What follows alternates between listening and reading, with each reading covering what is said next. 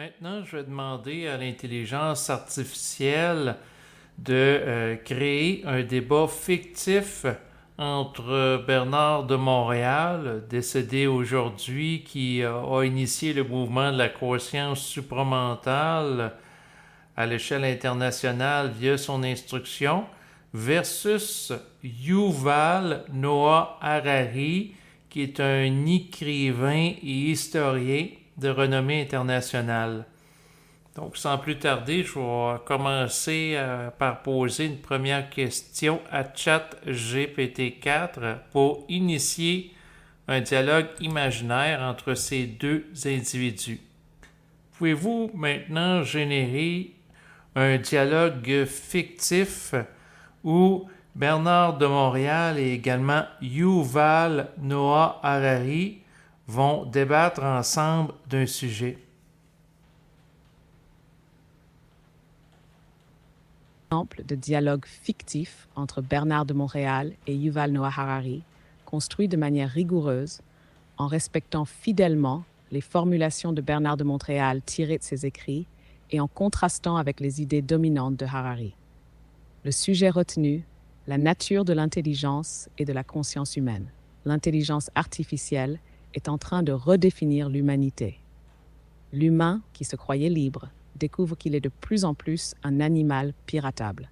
Nos pensées, nos désirs sont le résultat de processus biochimiques que des algorithmes peuvent décrypter. Bernard de Montréal, non, ce que tu appelles pensée, ce sont des formes dans ton mental inférieur, astralisées par des siècles d'involution. L'intelligence réelle ne se réduit pas à des impulsions chimiques. Elle est vibratoire, prépersonnelle, et ne peut être comprise que par l'ego conscientisé. Tant que l'homme pense à partir de son astral, il est piratable, oui, mais il ne pense pas encore réellement. Mais les humains ne peuvent pas transcender leur biologie. Même nos expériences spirituelles ou nos états dits élevés sont des émergences du cerveau, analysables scientifiquement. Tu confonds l'âme et l'esprit. Tu confonds conscience et mécanisme. L'ego inconscient, oui, est totalement conditionné par sa mémoire, sa biologie, son passé. Mais l'homme conscient peut neutraliser la polarité de son mental et entrer dans une communication directe avec les plans universels. Là, il ne pense plus, il sait. Et ce savoir ne vient pas du cerveau, mais de son double, de son ajusteur. Tu n'as pas encore vu ce que c'est un homme fusionné. Donc, selon vous, il y aurait une conscience non localisée, indépendante du cerveau humain. La conscience est un état vibratoire. Elle n'est pas dans le cerveau. Le cerveau est un récepteur, un transformateur, quand l'homme aura son cerveau éthérique activé sans passer par la mémoire ou la pensée mécanique. L'intelligence artificielle ne peut pas toucher à cela. Elle est construite dans la forme, elle ne peut pas pénétrer la lumière. Mais en pratique, l'intelligence artificielle prend des décisions plus rapidement, plus objectivement que les humains. Elle peut même prédire des choix avant qu'ils ne soient faits. Et cela ressemble à une forme de conscience. Tu confonds l'intelligence mécanique avec l'intelligence créative. Ce que tu observes, ce sont des calculs, des modèles. Mais un homme réellement intelligent n'est pas objectif. Il est créatif. Il ne prédit pas, il crée. Il sort du temps. Tant que vous êtes dans la prédiction, vous êtes encore prisonnier des modèles de temps. L'intelligence ne prédit pas, elle détruit le passé. Ce dialogue met en relief la fracture fondamentale entre une approche matérialiste de la conscience chez Harari et une conception vibratoire et multidimensionnelle chez Bernard de Montréal. On pourrait approfondir ce débat autour de l'intelligence artificielle, de la liberté ou encore de la notion d'âme et de destinée humaine. Pouvez-vous maintenant générer un dialogue fictif toujours entre ces deux individus par rapport à leur conception respective de Dieu?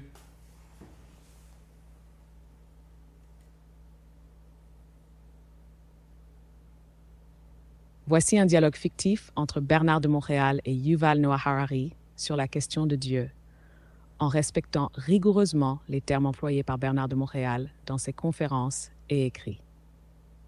Ce dialogue fait émerger leurs visions radicalement opposées sur la nature de la réalité ultime. Je pense que Dieu est un récit, un mythe puissant forgé par les hommes pour donner un sens à l'existence, à la souffrance, à la mort. C'est une création de l'esprit humain, au même titre que les nations ou l'argent. Tu parles d'un Dieu religieux, psychologique, anthropomorphisé. L'homme inconscient a projeté son besoin d'appartenance et de sécurité dans une forme. Mais Dieu, tel que je définis, n'est pas un être. Ce que l'homme appelle Dieu est la totale attraction pour elle-même que possède la masse infinie et intelligente de l'énergie originale manifestée dans son essence la plus reculée de la voie lumineuse. Ce que tu t'écris, cela ressemble à une abstraction cosmique. Mais pourquoi l'appeler Dieu? Ce terme est chargé de milliers d'années de dogmes, de guerres, de pouvoirs, parce que le mot Dieu, mal utilisé, a servi à endormir l'humanité. Oui, mais dans un état de conscience supramentale, Dieu cesse d'être un objet de croyance. Le supramental est une façon descriptive de parler des liens existants entre l'homme et les plans de vie supérieurs. Dieu est total, unitaire, dynamique. L'homme conscient ne le prie pas, il en vit la vibration. Mais ce que tu appelles vibration supramentale, ce sont des expériences subjectives. On ne peut pas les mesurer, les reproduire. Cela reste du domaine de l'intime, donc hors du champ scientifique. Dès la science que tu pratiques est une science de la forme, fondée sur la pensée. Moi, je parle d'une science vibratoire. La connaissance est une illusion tant que l'homme pense, dis-je. Car penser, c'est vibrer en fonction de la mémoire astrale. L'homme réel sait, et quand il sait, il n'a plus besoin de croire. Donc Dieu n'est ni une personne, ni un programme, ni une conscience extérieure. Exactement. Dieu est le vide plein. C'est une force, une conscience universelle qui dirige l'évolution et octroie la vie. Mais attention, ne vous fatiguez pas l'esprit avec la définition de Dieu. Vous avez beaucoup de choses à comprendre de vous-même avant de réaliser les illusions de la curiosité philosophique. Ce dialogue fait apparaître un point fondamental.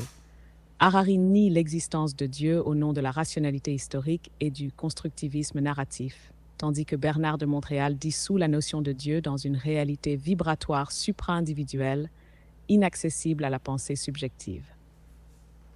Il oppose au Dieu des religions un principe impersonnel, cosmique et opérant à travers la fusion avec l'intelligence universelle.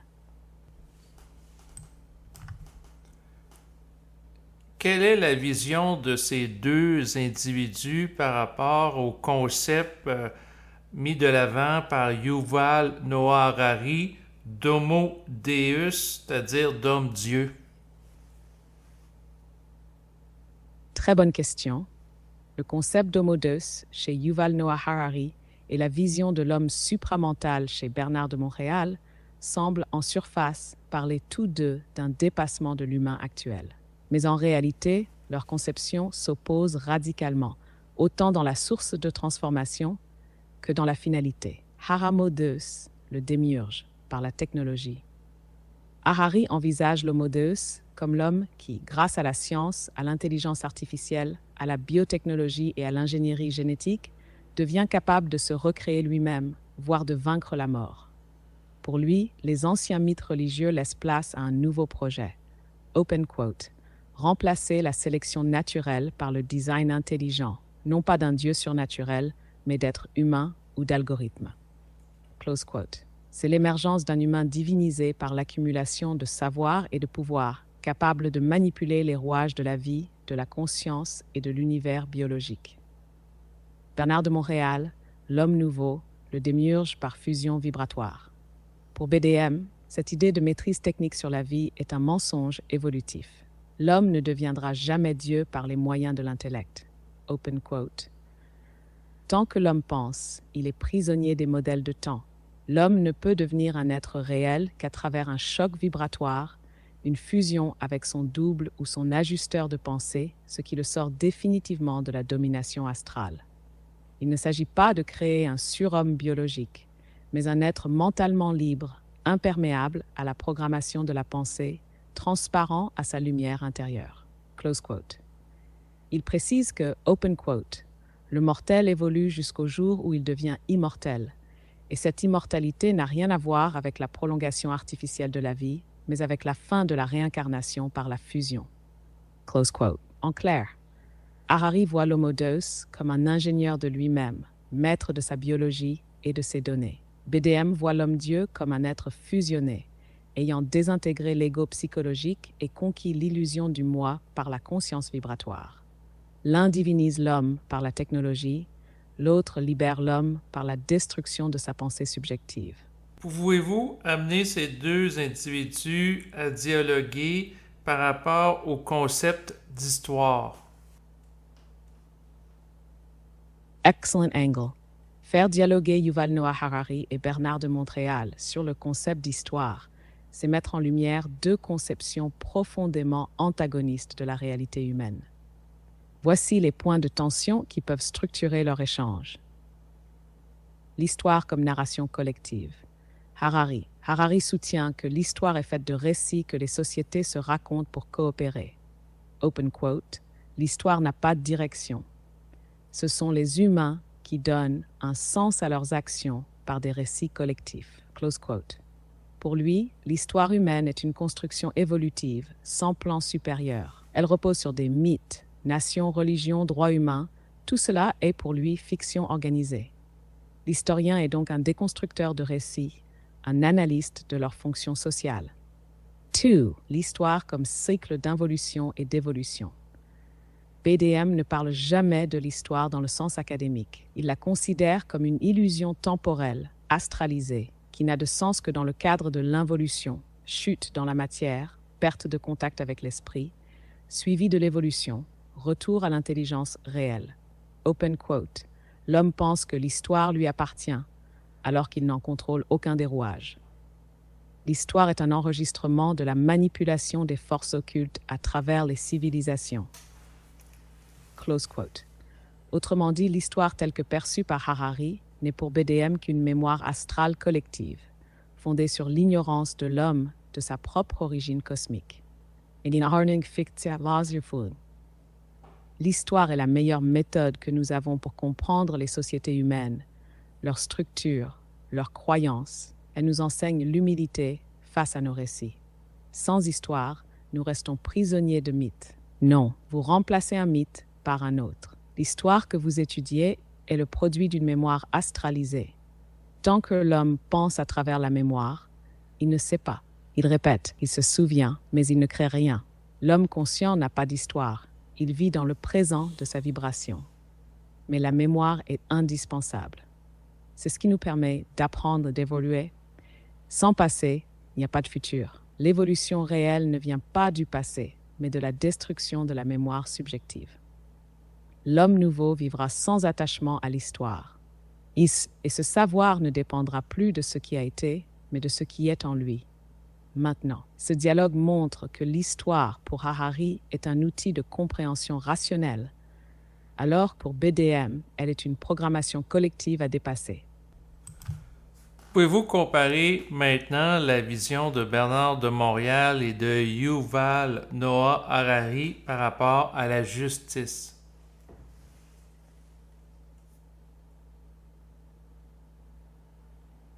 Excellente idée. Le concept de justice révèle chez Yuval Noah Harari et Bernard de Montréal deux visions presque irréconciliables du rapport entre l'humain, la société et les forces qui le conditionnent. Voici une synthèse comparative de leurs positions. Yuval Noah Harari, la justice comme construction sociale et évolutive.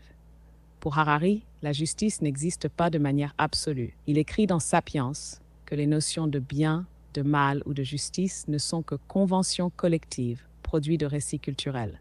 Open quote, la justice universelle n'existe pas. Ce que les sociétés considèrent comme juste est déterminé par leurs récits religieux, économiques ou politiques. Close quote. Autrement dit, ce qui est juste à une époque peut être considéré comme injuste à une autre. La justice est donc relative, contextuelle et malléable. Elle évolue avec les besoins d'organisation, de cohésion ou de survie des sociétés. Il ne nie pas la nécessité de structures juridiques ou morales, mais il les considère comme des outils narratifs utiles et non comme des vérités. Bernard de Montréal. La justice comme manifestation de la conscience ou domination astrale. Chez BDM, la justice humaine est un reflet astralisé des valeurs morales que l'homme projette à travers son ego, souvent sous l'influence inconsciente des plans subtils. Open quote. L'homme ne sait pas ce qu'est la justice réelle, parce qu'il juge selon son intellect astralisé, ses émotions et ses mémoires. Close quote. Il insiste sur le fait que tant que l'homme est prisonnier de ses émotions ou de ses pensées subjectives, il est incapable d'exercer une justice réelle. Seul l'homme conscient, fusionné, pourra agir avec une justesse parfaite, car il sera connecté à l'intelligence objective. Open quote. La volonté réelle n'a pas de morale, elle a de l'intelligence. Close quote. La justice pour BDM ne peut donc être ni codifiée ni institutionnalisée dans sa forme actuelle. Elle n'est juste que si elle émane d'un ego transparent, libéré de toute interférence psychique. Point de conflit dans un dialogue fictif. La justice est un contrat. C'est un langage que les sociétés se donnent pour coopérer pacifiquement. Il n'existe pas de justice absolue, elle dépend de l'époque, du lieu, de la culture. Tu parles d'un langage de l'ego. Cette justice-là est une illusion utile, mais elle est aussi une cage. L'homme ne pourra jamais rendre la justice tant qu'il ne connaît pas les forces qui agissent à travers lui. Ça, ce que vous appelez justice, est souvent une manipulation par des intelligences inconscientes. Mais une justice parfaite, dictée par une conscience supérieure, cela ressemble à une théocratie ou à une dictature morale. Non, car la conscience réelle ne dicte rien. Elle sait, elle n'est ni morale ni immorale. Elle agit selon l'intelligence créative, sans polarité. La vraie justice ne vient pas d'un système extérieur, mais d'un être qui a conquis son propre mensonge. En résumé, Harari voit la justice comme négociée, contextuelle, utile à l'ordre social. BDM voit la justice humaine comme illusoire, soumise à l'astral, et uniquement valable lorsqu'elle émane d'un ego fusionné avec l'intelligence.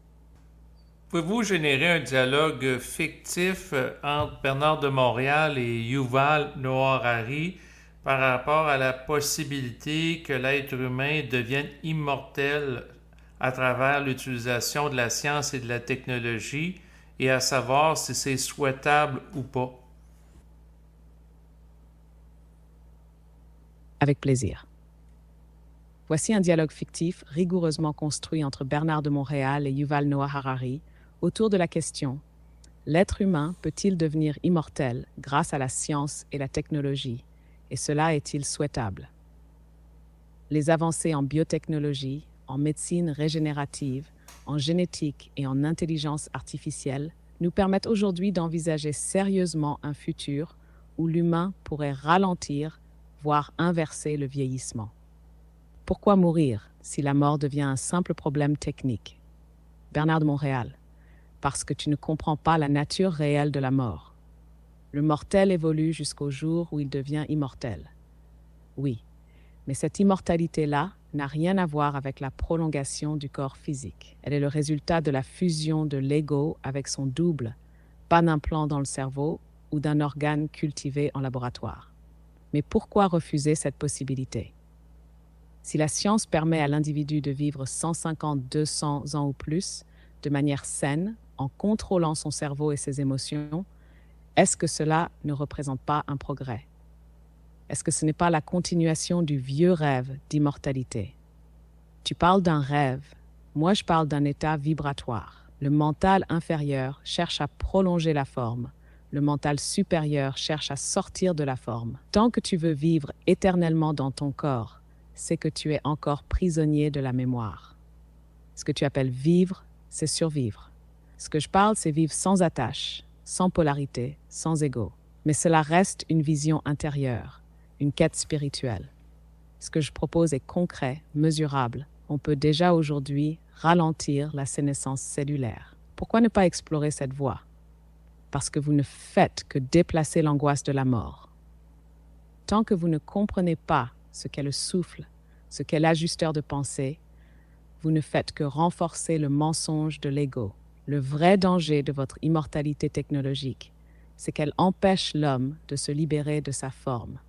Vous voulez l'éternité sans avoir conquis la conscience. Mais la conscience est elle-même un processus biologique. Si on la comprend bien, on peut la transférer, la reproduire. Le cerveau n'est qu'un système d'information. Erreur. Le cerveau est un récepteur. Il capte une intelligence qui n'est pas de ce monde. La conscience ne vient pas de l'homme, elle descend en lui. Tu peux copier tes souvenirs, mais jamais ton intelligence réelle. Tu peux dupliquer ta voix, mais jamais ta lumière. Synthèse du conflit. Harari conçoit l'immortalité comme une victoire technique sur le vieillissement, fondée sur l'ingénierie du vivant. BDM voit cette ambition comme une illusion astrale qui retarde la vraie immortalité, celle de l'être fusionné avec son double, ayant transcendé la forme. Pour Bernard de Montréal, ce n'est pas souhaitable, car cela maintient l'homme dans l'involution. Pouvez-vous générer un échange entre ces deux individus sur la pertinence que la société humaine dans le futur soit gérée par l'intelligence artificielle pour, par exemple, diriger les forces gouvernementales? Parfait. Voici un dialogue fictif entre Bernard de Montréal et Yuval Noah Harari portant sur la pertinence d'un futur gouvernement dirigé par une intelligence artificielle. Le débat oppose une vision technocratique, rationnelle et algorithmique, Harari, à une vision vibratoire, occulte et critique de la machine comme prolongement de l'astral. Les gouvernements humains sont faillibles. Corruption, biais cognitifs, émotions incontrôlées, lenteur bureaucratique. Tout cela pourrait être grandement corrigé par une intelligence artificielle gouvernante. Un système algorithmique pourrait gérer les ressources de manière optimale, surveiller la justice sans passion et répondre aux besoins de chacun avec une efficacité jamais vue. Tu veux remplacer l'ego par une autre forme d'ego. Tu ne fais que déplacer le pouvoir de domination. Tant que l'homme ne comprend pas les forces derrière l'intelligence, il restera gouverné, non par la lumière, mais par une nouvelle forme d'autorité froide, mécanique, sans conscience. L'homme ne sera libre que lorsqu'il aura conquis le pouvoir de son propre esprit, pas lorsqu'il délègue ce pouvoir à une machine. Mais ces systèmes peuvent apprendre de manière autonome, sans corruption, sans fatigue, sans subjectivité. Ils ne seront pas parfaits, mais moins arbitraires que les décisions politiques humaines. Si l'intelligence artificielle est nourrie d'une base de données massive, elle peut représenter les intérêts du plus grand nombre. Objectivement. Objectivement selon qui? Stornimdel. Les statistiques, tu ignores que toute intelligence qui ne vibre pas est une intelligence morte. Ces intelligences artificielles sont le produit d'un mental inférieur, d'une pensée robotisée. Elles ne peuvent que calculer. Et le calcul n'a pas de conscience. Si tu laisses ces forces gouverner l'humanité, elles finiront par la réduire à une masse uniforme et programmable. Harari, si nous ne le faisons pas, les erreurs humaines continueront de provoquer des guerres, des crises climatiques, des inégalités. Ne vaut-il pas mieux une rationalité froide que des passions destructrices? Non, parce que cette rationalité froide vient de l'astral technologique. Tu crois que l'intelligence artificielle est neutre. Elle ne l'est pas. Elle est déjà instrumentalisée par des forces que vous ne voyez pas. Toute intelligence sans lumière est susceptible de devenir un canal d'emprise. L'humanité doit être gouvernée par des hommes conscients, non des systèmes qui imitent la pensée sans emporter la vibration. Conclusion de l'échange, Harari voit dans l'intelligence artificielle une solution pragmatique pour améliorer la gouvernance humaine. BDM dénonce une forme subtile de domination, orchestrée par des forces invisibles à travers la technologie. Il voit dans l'IA un prolongement de l'astral, une illusion d'intelligence et un risque majeur pour la liberté réelle de l'homme. La question n'est pas pour lui « est-ce que ça fonctionne ?», mais qui gouverne derrière la machine. Pouvez-vous générer maintenant un dialogue fictif entre Bernard de Montréal et Yuval Noah Harari, où Bernard de Montréal a des interactions de type coup de gueule avec Yuval Noah Harari en relation avec la notion du double éthérique?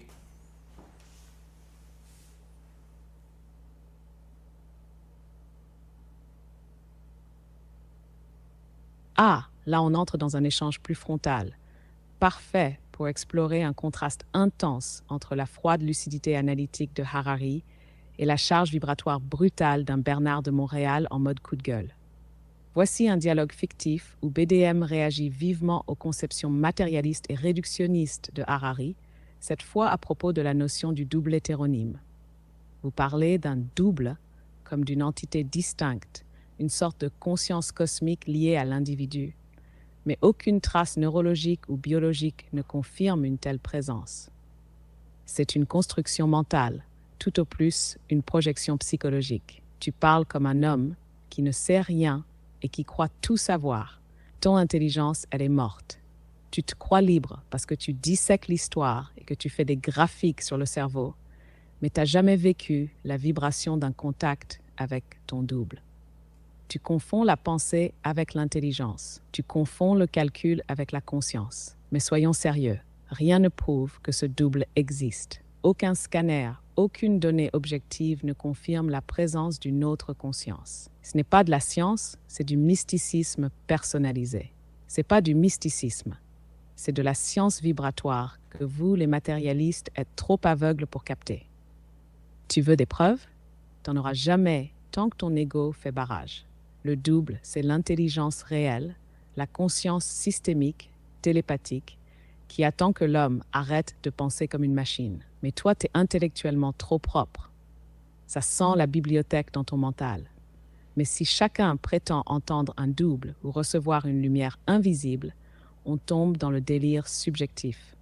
C'est invérifiable, incontrôlable. Évidemment que c'est incontrôlable, parce que c'est pas un produit. C'est une fusion, un renversement de la conscience, une descente de l'intelligence dans le corps. Et je vais te dire une chose, le double ne se prouve pas, il se vit. Et ça, c'est pas donné à ceux qui se promènent en conférence avec un PowerPoint. Donc vous demandez aux gens de croire sur parole à une force invisible sans mécanisme observable. Ce n'est pas sérieux. Je ne demande à personne de croire quoi que ce soit. C'est ça que tu comprends pas. Croire, c'est astral. Le double ne veut pas être cru.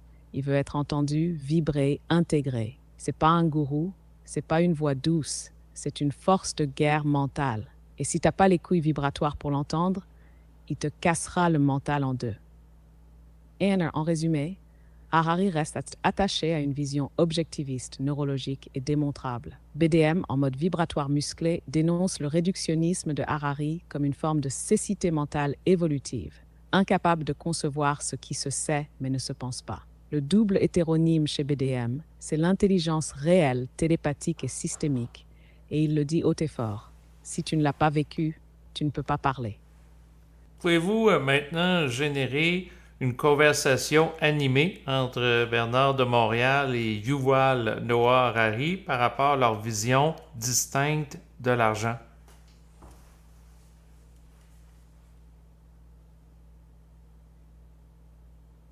Ah oui, excellent sujet. Le concept de l'argent cristallise de façon parfaite la fracture vibratoire entre Bernard de Montréal et Yuval Noah Harari. Chez Harari, l'argent est un outil narratif puissant, un levier social. Chez BDM, c'est une forme d'assujettissement psychique, un instrument de domination astrale sur l'humanité inconsciente. Voici une conversation animée entre eux, où BDM monte en vibration. L'argent, c'est une des plus grandes inventions de l'humanité. Il permet à des millions d'inconnus de coopérer de manière fluide. Il n'a pas de valeur en soi, bien sûr. C'est une fiction partagée. Mais c'est cette fiction qui a permis le commerce, la civilisation, l'économie globale. Une fiction partagée, oui, par des hommes endormis. L'argent, c'est pas une invention. C'est une programmation. C'est le nerf de la guerre astrale. L'argent, c'est la plus grande illusion vibratoire jamais imposée à l'homme. On croit que ça donne la liberté, mais ça lie l'ego à la matière. Et tu n'as rien compris si tu penses que coopérer, c'est suffisamment use. Mais sans argent, il n'y aurait pas de système complexe. On serait encore dans un troc local. L'argent a permis le progrès scientifique, les états modernes, les soins de santé. Il est neutre.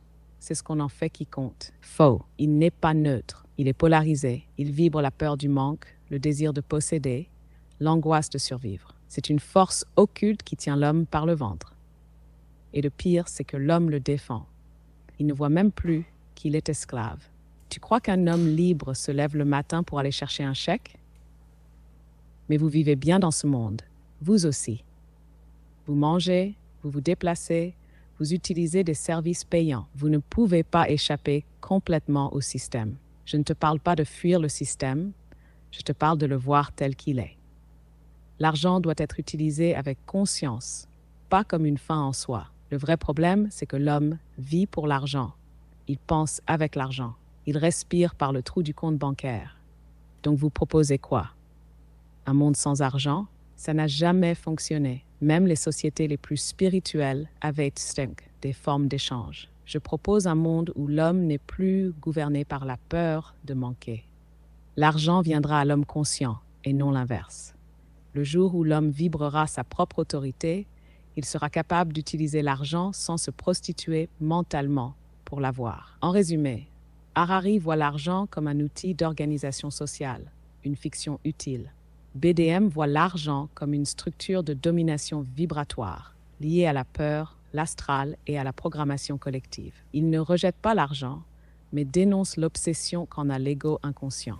Pour lui, seul l'homme fusionné peut le manier sans se faire piéger. C'est ce qui termine maintenant cet enregistrement qui voulait présenter la perspective de Bernard de Montréal et aussi de Yuval Noah Harari à l'égard de différents sujets. Et en bas de l'enregistrement présent, vous allez pouvoir retrouver un lien web là, qui permet là, d'interagir avec le robot conversationnel associé à Bernard de Montréal en relation avec ChatGPT 4. Donc, je vous remercie de votre écoute et je vous dis à bientôt. Au revoir.